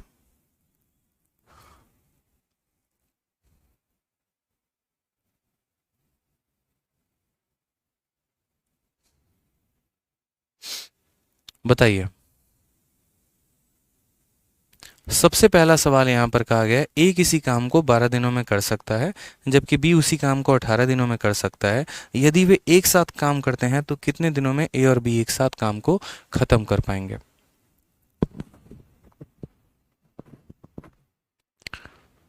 एक बच्चा कह रहा है नेट ज़्यादा खत्म हो रहा है, तो क्वालिटी कम करके देख लीजिए, ठीक है। हाई क्वालिटी में वीडियो देखेंगे तो नेट तो जाएगा ना। आ जाइए, तो सवाल में हमने यहाँ पर कहा है कि ए किसी काम को कितने दिनों में कर रहा है, तो ए किसी काम को 12 दिनों में कर रहा है, और बी उसी काम को कितने दिनों में कर रहा है, तो बी उसी काम को 18 दिनों में कर रहा है, हमें बताना है। तो सबसे पहले 12 और 18 का क्या करेंगे, देखो ये हमारा मेथड नंबर 1 है, ठीक है। हमने कहा यहाँ 12-18 का एलसीएम लेते हैं, 12 का और 18 का हम क्या करते हैं, एलसीएम लेते हैं। हमने काटा 2 से कितनी बार में, 6 बार में, और 2 से कितनी बार में, तो 9 बार में। अगली संख्या जो इनको काट पाएगी वो कौन सी संख्या होगी, अगली संख्या 3 होगी जो काट पाएगी, क्योंकि 2 तो इसको काटेगा, इसको नहीं काटेगा, तो नहीं ले सकते हैं। 3 से ये 2 बार में कटेगा, 3 से ये 3 बार में कटेगा। तो जो हम यहाँ एलसीएम लेंगे वो क्या हो जाएगा, तो जो हम यहाँ एलसीएम लेंगे 2 × 3, 2 × 3 हो गया, और फिर नीचे जो बचा है उसको भी यहाँ पर ले लो लपेटे में। तो बोलोगे सर देखो 2 × 3 6, 6 × 2 12, 12 × 3 हमारा कितना हो जाएगा, 36, यानी यहाँ एलसीएम कितना आ जाएगा, तो 12-18 का एलसीएम हमारा आ जाएगा दोस्तों 36। 36 को जब आप 12 से डिवाइड करेंगे 3 आएगा, 36 को जब 18 से भाग करेंगे 2 आएगा। तो जो आपका time taken by A plus B होगा वो कितना हो जाएगा, तो टाइम बराबर फॉर्मूला क्या होता है, वर्क अपॉन एफिशिएंसी। काम आपका कितना है, तो 36 है, और समय आप कितना, एफिशिएंसी कितना है, 3 और 2 5 है। लेकिन जब आप ऐसा ऑप्शन में खोजेंगे तो आपको ऑप्शन में यहाँ मिलेगा ही नहीं कि 36/5 कहाँ दिया गया है।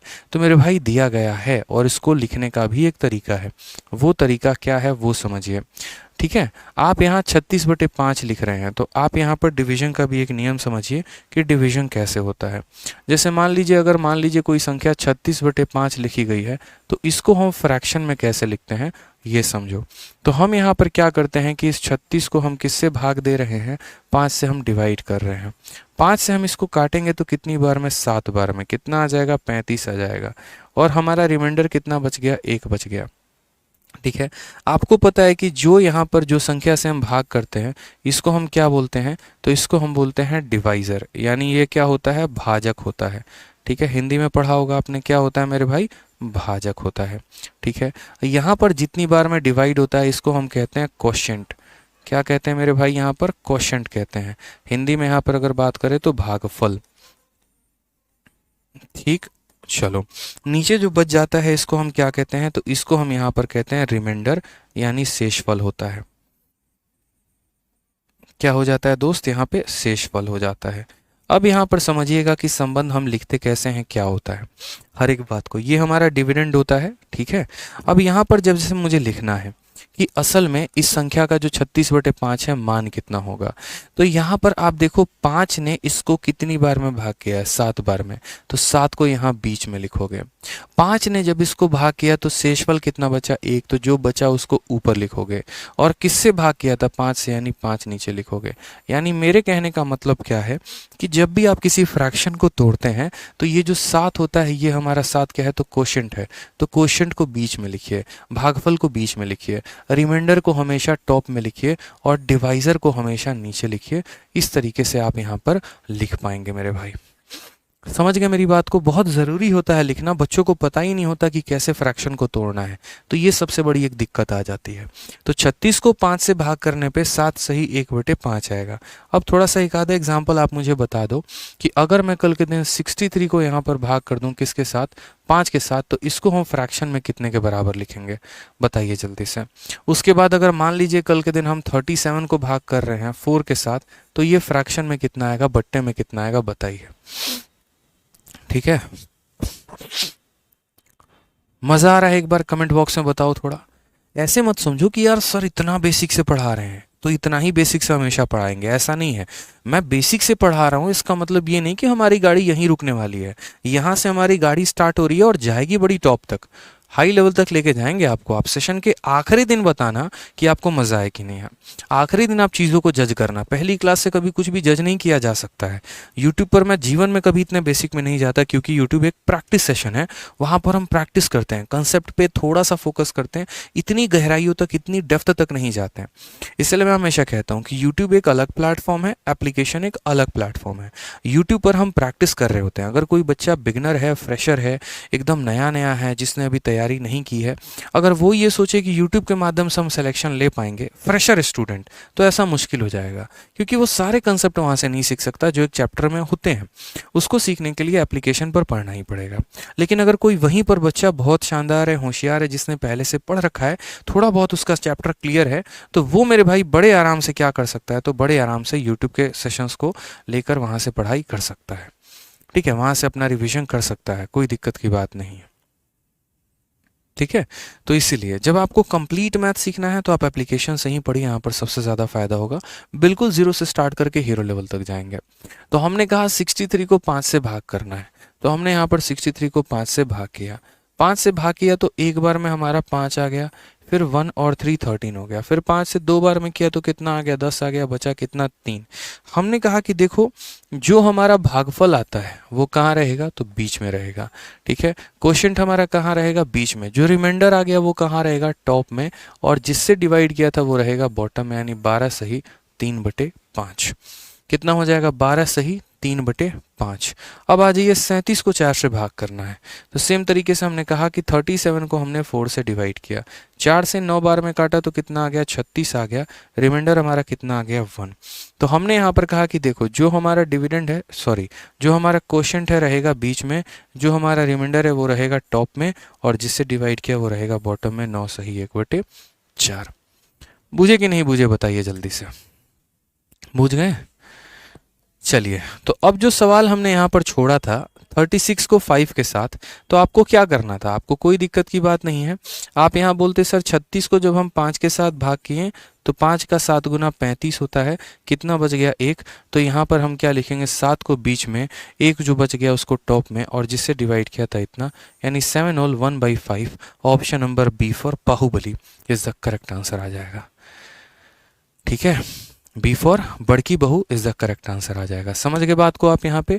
तो बड़ा प्यारा सा क्वेश्चन था, ठीक है, पहला क्वेश्चन था, पूरा निचोड़ कर पढ़ा हमने इसमें कि किस चीज़ का क्या महत्व होता है, कैसे सवाल को बनाते हैं, कैसे क्या क्या होता है, इसका कंसेप्ट का पता होना बहुत ज़रूरी है। अगर हम चीज़ों को एज इट इज़ रटेंगे ना तो हमारा बहुत नुकसान हो जाएगा। हमें रटना नहीं है, हमें समझना था कि 12 है, 18 है तो 36 आया, ये इनकी एफिशिएंसी कहलाती है, ये इनका वर्क कहलाता है। यहाँ पर टाइम निकालना होता है तो वर्क को एफिशिएंसी से भाग करते हैं, फिर इस भाग को भी हमें कैसे लिखना होता है, क्योंकि छोटी छोटी चीज़ें हैं जो पहली क्लास में ही अगर समझ में नहीं आई तो आगे चलकर कुछ भी पल्ले नहीं पड़ने वाला है। रटता तो हर कोई है यार, किताब में सॉल्यूशन दिया है देख के रट लो ना। ठीक है, हमारी आवश्यकता आपको क्यों है, इसीलिए ताकि हम चीज़ों को एक्सप्लेन कर पाएँ, समझा पाएँ, बता पाएँ। नहीं तो पता चलेगा हमारा पूरा चैप्टर पढ़ लिए, पूरा सेशन लगा लिए और उसके बाद भी नया सवाल दिया जाए तो आपसे यहाँ बन ही नहीं रहा है। आज के समय बच्चों की दिक्कत भी तो यही है, कोचिंग ले लेते हैं अलग अलग जगह से, लेकिन नए सवाल में उनकी हालत ख़राब हो जाती है। क्यों? क्योंकि उन्होंने चीज़ों को रटा है, समझा नहीं है। आपको रटने पर फोकस नहीं करना, समझने पर फोकस करना है। अब बात करते हैं इसका मेथड नंबर 2 की। क्या इसको मेथड नंबर 2 से बनाया जा सकता था? तो जी हाँ, बिल्कुल बनाया जा सकता था। ए किसी काम को कितने दिनों में कर रहा है? 12 दिन में। और बी किसी काम को कितने दिनों में कर रहा है? 18 दिन में। बोला गया है कि दोनों मिलकर ए और बी उस काम को कितने दिनों में करेंगे। तो मैंने कहा देखो, अगर दोनों का समय निकालना चाहते हो तो सीधी सी बात है, ए कितना दिन समय ले रहा है? 12, और बी कितना दिन ले रहा है? तो 18। पहले क्या करो, दोनों को गुना कर दो, और फिर मेरे भाई क्या करो, फिर दोनों को जोड़ दो। ठीक है, तो यहाँ पर हमने कहा 12 इंटू 18, ठीक है, और 12 प्लस 18 कितना हो जाएगा? तो 30 हो जाएगा। कोई दिक्कत की बात नहीं है। 6 से काटा 2 बार में, 6 से काटा 5 बार में। ठीक है, यानी ओवरऑल यहाँ कितना हो गया? तो 36/5 हो गया। और अभी मैंने कहा था कि 36 को 5 से भाग करने पर क्या आता है? 7 सही 1/5 आता है। कौन सा ऑप्शन है? तो ऑप्शन नंबर बी फॉर बड़की बहू इज द करेक्ट आंसर। ठीक है, चलिए, बहुत शानदार। आ जाइए सवाल नंबर 2 पे आ जाइए। समझ गए ना आप इस बात को? फॉर्मूला इस्तेमाल किया, a into b divided by a plus b, आराम से लिखा, 36/5 इसको डिवाइड करके हमने आंसर अपना दे दिया है। सर आपसे पढ़ेंगे तो ज़रूर सिलेक्शन होगा। चलिए, बहुत शानदार। क्लास का पीडीएफ मिलेगा। आज की क्लास का ऐसे पीडीएफ नहीं मिलेगा, मैं आपको डेली डेली पीडीएफ नहीं दूंगा। कोई चैप्टर जब ख़त्म हो जाएगा तो उसके बाद उसके नोट्स आपको मिलेंगे। ऐसे तो हम एक एक क्लासेस, एक एक, जैसे अब टाइम एंड वर्क ही है, अब टाइम एंड वर्क का मैं आपको 15 क्लास लगाऊंगा, तो मैं 15 पीडीएफ आपको थोड़ी दूंगा मेरे भाई, पूरे चैप्टर का इकट्ठा आपको नोट्स मिलेगा। ठीक है, आइए दूसरा वाला सवाल देखते हैं। सबसे पहले कौन आंसर देता है बताइए। आदित्य एक काम को 24 दिनों में कर सकता है, जबकि रमन उसी काम को 45 दिनों में कर सकता है। वो दोनों मिलकर कार्य को कितने दिनों में पूरा करेंगे? आदित्य कितने दिनों में करेगा? 24 दिन में। रमन कितने दिनों में करेगा? 45 दिन में। दोनों मिलकर यहाँ पर कितने दिनों में करेंगे? आप बोलोगे सर अभी पढ़े थे यहाँ पे, ठीक है, कि time taken by Aditya plus Raman बराबर, आदित्य कितना समय ले रहा है सर? तो 24 दिन। और रमन कितना समय ले रहा है सर? 45 दिन। तो पहले दोनों को गुना कर दिया और फिर नीचे क्या कर दिया? दोनों को हमने जोड़ दिया सर। ठीक है, अब अगर देखिए तो ऊपर आ जाएगा 24 इंटू 45। मत मल्टीप्लाई करना, रहने देना, क्योंकि काटने में आसानी होगी। और यहाँ दोनों को जोड़ दो, तो यहाँ दोनों को जोड़ोगे तो कितना हो जाएगा? 69। 5 और 4 9, 4 और 2 6। अब यहाँ कट्टम कुटाई करो, काटो, देखो किससे काटा जा सकता है। 3 से काटोगे जैसे तो कितनी बार में कटेगा? 3 से काटोगे तो 23 बार में कटेगा, और 3 से काटोगे तो मेरे भाई 8 बार में कटेगा। अब यहाँ गुना करो, ठीक है। अब यहाँ जैसे गुना करना है 8 को 45 के साथ, बच्चा डर जाता है, घबरा जाता है। नहीं डरना यार, आसानी से गुना कर सकते हो। 8 का 5 गुना 40, 40 का 0 लिख दो, हाथ में रखो 4 अपने। 8 का 4 गुना 32, 32 और 4 कितना हो जाएगा 36, 36। इसको डिवाइड करना है किसके साथ, 23 के साथ। अब मैंने यहाँ पर आपसे कहा कि देखो आंसर कितना आना है, ठीक है। कौन सा ऑप्शन आपको दिख रहा है बताओ, 360/23 कौन सा ऑप्शन है, तो option number B for Baahubali है, ठीक है। Option number B for Baahubali है। बहुत बहुत शानदार, बहुत शानदार, एकदम कह ढा रहे हैं आप लोग। आ जाइए क्वेश्चन नंबर 3 देखिए। क्वेश्चन नंबर 3 थोड़ा सा डिफरेंट है, लेकिन आपको काफ़ी नया कंसेप्ट सिखाने के लिए है यहाँ पे। जैसे यहाँ बात करते हैं क्वेश्चन नंबर 3 में, तो कहा गया है A can do 1/5 part of a task in 4 days. B can do 1/6 part of a task in 5 days. If they work together, how many tasks can be completed? How many days can this task be completed? प्यारा सा question है यहाँ पे, हिंदी में समझिए। ए किसी कार्य का 1/5वां भाग 4 दिनों में कर सकता है। बी उसी कार्य का 1/6 भाग, ठीक है, 1/6वां भाग, 1/6 भाग यहाँ पर हिंदी में मिसिंग है एक डेटा, वो लिख लीजिए। 1/6 भाग 5 दिनों में कर सकता है। यदि वो दोनों एक साथ मिलकर कार्य करते हैं तो इस कार्य को कितने दिनों में पूरा कर पाएंगे। अब कुछ सवाल आपका ऐसे भी होता है, ठीक है, जहाँ पर आपको स्पष्ट रूप से नहीं दिया जाएगा कि कौन उस कार्य को कितने दिनों में कर रहा है। जैसे इस सवाल में देखिए, ऐसा कहा ही नहीं गया कि ए पूरे कार्य को कितने दिनों में कर रहा है। यहाँ पर उसी तरीके से बी की बात करें यहाँ पर, तो ऐसा नहीं कहा गया कि बी उस कार्य को कितने दिनों में कर रहा है। ये बोला गया है कि हाँ ए उस काम का आधा भाग या एक दूसरा भाग या 1/3 भाग करता है। तो जैसे मैं आपसे एक बात कहता हूँ, मान लीजिए कि मैं इस आधे कमरे को 10 दिनों में बना रहा हूँ, तो मुझे बताइए मैं इस पूरे कमरे को कितने दिनों में बनाऊंगा, बताइए। तो बोलेंगे सर आप आधे कमरे को 10 दिनों में बना रहे हो, तो पूरे कमरे को 20 दिन में बनाओगे, ठीक है। मान लीजिए यहाँ पर कि मैं इस कमरे का 1/3 भाग, 3 भाग में सिर्फ एक भाग बना रहा हूँ और उस एक भाग को बनाने में मुझे 10 दिन लग रहा है, तो मुझे पूरे कमरे को बनाने में कितना दिन लगेगा, 30 दिन लगेगा। यानी 1/3 काम करने में 10 दिन, तो टोटल काम करने में 30 दिन। तो ये हम कैलकुलेट कैसे कर पा रहे हैं, क्या हमारा लॉजिक चल रहा है, वो हम आपको समझाते हैं थोड़ा सा, ठीक है। तो जैसे आप क्वेश्चन देखें यहाँ पे, जब भी आपका क्वेश्चन आ जाए, जैसे मान लो मैं आपको क्वेश्चन यहाँ बोलता हूँ कि ए जो है यहाँ पर, ठीक है, ए जो है मेरे भाई आधा भाग, यानी 1/2 पार्ट जो है यहाँ पर, आधा भाग कितने दिनों में ख़त्म कर रहा है, अगर यहाँ पे 10 दिनों में ख़त्म कर रहा है, तो यहाँ पर वो टोटल पार्ट कितने दिनों में ख़त्म करेगा अगर पूछा जाए। आपको कुछ नहीं करना है मेरे भाई, आपको यहाँ पर बस है ना, यहाँ पर टोटल काम जो होता है हमेशा 1 यूनिट होता है, अपने मन में इस बात को ध्यान रखेंगे। टोटल काम हमेशा 1 यूनिट होता है, तो 1 यूनिट होता है तो हम यहाँ कितना रखेंगे, यहाँ पर 1, और जो ये नीचे का 2 है ना, ये 10 के साथ मल्टीप्लाई हो जाएगा, तो 2 × 10 कितना हो जाएगा, 20 दिन। यानी यहाँ पर अगर हम बात बोलेंगे तो ये जो पूरा का पूरा एक भाग है, एक भाग का मतलब टोटल भाग, यानी यहाँ पर 1 रखेंगे तो बस 1, एक भाग कितने दिनों में करेगा, तो 20 दिन में, और यही हमारा क्या हो जाएगा, आंसर हो जाएगा। कभी भी इस बात को ध्यान रखिएगा, कुल कार्य कितना होता है, तो कुल कार्य हमारा 1 यूनिट होता है। आ जाइए नेक्स्ट क्वेश्चन उसी तरीके से कल के दिन, मानो यहाँ पर ऐसा आ जाए सवाल में कि ए किसी काम का यहाँ पर 1/3 भाग कितना हो जाए, 1/3 भाग, यहाँ पर 1/3 भाग कितने दिनों में किया है, मान लो यहाँ 12 दिनों में कर रहा है, तो टोटल काम करने में कितना समय लगेगा। तो टोटल का मतलब कितना होता है, तो बोलोगे सर 1 भाग होता है, कितना होता है सर, 1 भाग होता है, ठीक है। तो 1 भाग होता है, तो अगर यहाँ 1 रखना है तो ये 3 इस 12 के साथ गुना हो जाएगा, ये जाके इसके साथ लपेटे में गुना हो जाएगा कि नहीं। तो बोलोगे सर 3 × 12 यानी कितना दिन हो जाएगा, सर 36 दिन हो जाएगा। कितना हो जाएगा सर, 36 दिन हो जाएगा। समझ गए मेरी बात को आप यहाँ पे, ठीक है। अब थोड़ा सा एक दूसरा क्वेश्चन मैं आपसे पूछ रहा हूँ। मैंने मान लीजिए कि आपसे ऐसा क्वेश्चन पूछा, ठीक है, कि ए किसी काम का यहाँ पर 2/5 भाग, 2/5 भाग कितने दिनों में ख़त्म कर रहा है, तो 2/5 भाग मान लीजिए 10 दिनों में ख़त्म करता है, तो पूरा का पूरा भाग कितने दिनों में ख़त्म करेगा, टोटल वर्क में उसे कितना समय लगेगा, बताओ यहाँ पे, टोटल वर्क में उसे कितना समय लगेगा। टोटल वर्क में कितना समय लगेगा। अब आप बोलोगे सर देखो ये टोटल वर्क का मतलब क्या होता है, टोटल वर्क का मतलब होता है 1 यूनिट। तो ये 1 यूनिट हम कैसे लिखेंगे, तो हम यहाँ बोलेंगे सर देखिए यहाँ पर टोटल वर्क लिखना है ना, तो आप यहाँ पर यहाँ 1 यूनिट बनाइए। 1 यूनिट बनाने के लिए पता है क्या करना पड़ेगा, आपको इसके पास से इसका सब कुछ छीन लेना पड़ेगा।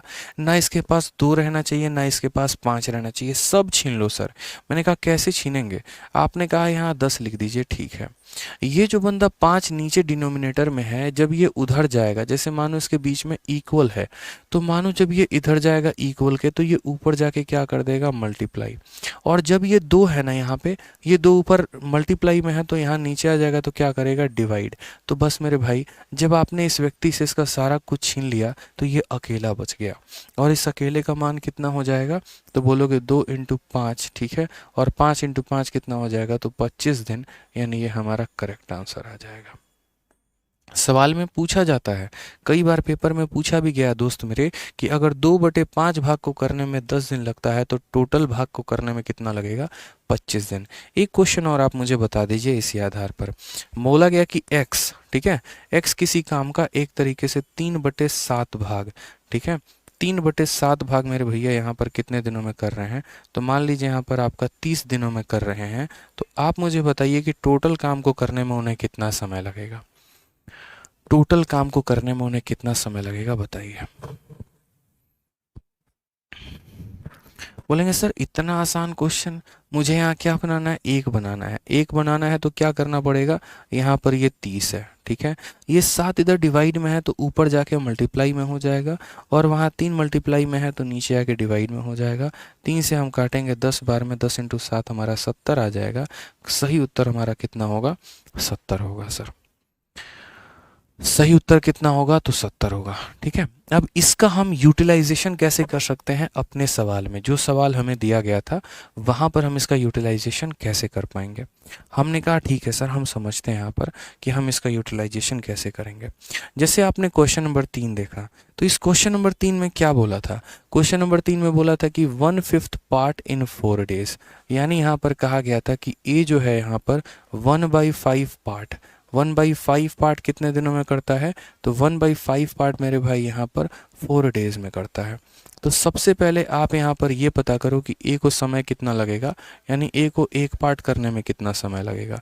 तो बोलोगे 5 × 4, यानी कितना दिन हो जाएगा सर, 20 डेज हो जाएगा। समझ गए, यानी ए का पूरा समय आ गया, और कितना आ गया, 20 दिन आ गया। उसी तरीके से आप यहाँ पर बी का भी देखो, बी का क्या कहा गया है दोस्तों, तो बोला गया बी जो है 1/6 पार्ट को कितने दिनों में करता है, 5 डेज में। कितना करता है मेरे भाई, तो बोलोगे सर 1/6 पार्ट को करता है कितने दिनों में, तो 1/6 पार्ट को यहाँ पर करता है 5 डेज में। तो हमने यहाँ पर यही बात कहा कि ये पूरा का पूरा 1 पार्ट कितने दिनों में करेगा, तो बोलोगे सर पूरा का पूरा 1 पार्ट यहाँ करेगा 6 × 5, यानी 30 डेज में। समझ गए मेरी बात को, यानी हम ये कहना चाहते हैं कि अगर ए अकेले उस काम को करे तो 20 दिन लगेगा, बी अकेले उस काम को करे तो 30 दिन लगेगा। सवाल में क्या कहा गया है, ठीक है, सवाल में क्या कहा गया, तो बोला गया if they work together how many days can this काम बी कंप्लीटेड। यदि वो दोनों लड़ाई झगड़ा छोड़ के प्यार मोहब्बत से जीवन में साथ साथ चलें और साथ साथ उस काम को करें, तो बताओ कितने दिनों में काम को ख़त्म करेंगे। आप बोलोगे सर 2 तरीके से कर सकते हैं, या तो आप इनका एलसीएम ले लो, और नहीं तो आप इसका जो है डायरेक्ट यूज़ कर लो फॉर्मूला से। तो आप बोलोगे sir time taken by A plus B बराबर, आप बताओ ए अकेला पूरा काम कितने दिनों में करेगा, 20 दिन में, बी अकेला पूरा काम कितने दिनों में करेगा, 30 दिन में।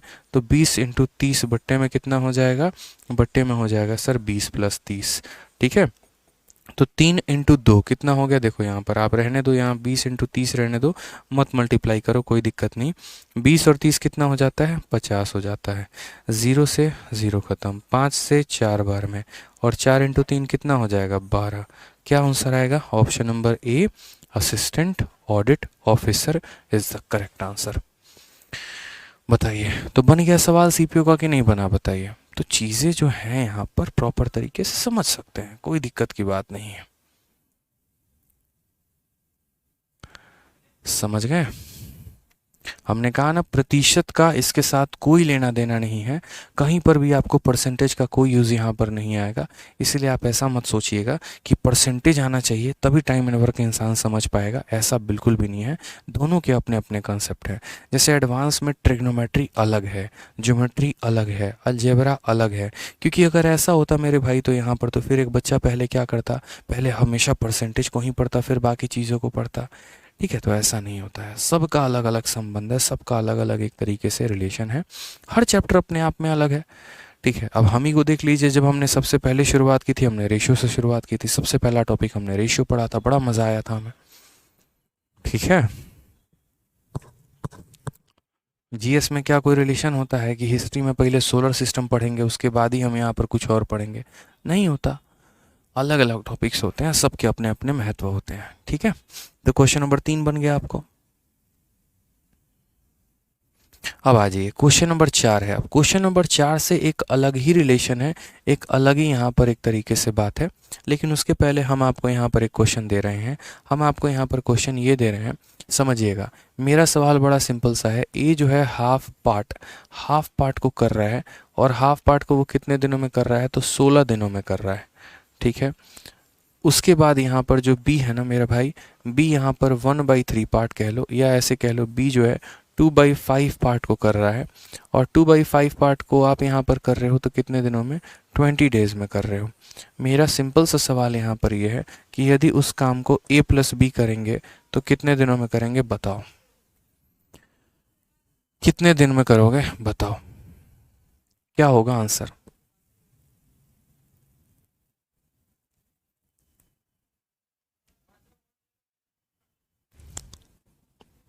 क्या आएगा आंसर, बताइए। बहुत शानदार। आप बोलेंगे सर देखो दुनिया का सबसे आसान काम यह है। ठीक है, आप देखो ना, आधा पार्ट को यहाँ पर 16 दिन में, तो हमें तो यहाँ पर क्या करना है, हमें यहाँ पर 1 बनाना है। तो हमने यहाँ पर क्या कहा, हमने कहा देखो 1 पार्ट, यानी 1 पार्ट को कितने दिन में करेंगे, तो 2 को किसके साथ गुना कर दो सर, 16 के साथ। तो 1 पार्ट को करने के लिए कितना दिन लगेगा सर, 32 दिन लगेगा यहाँ पे।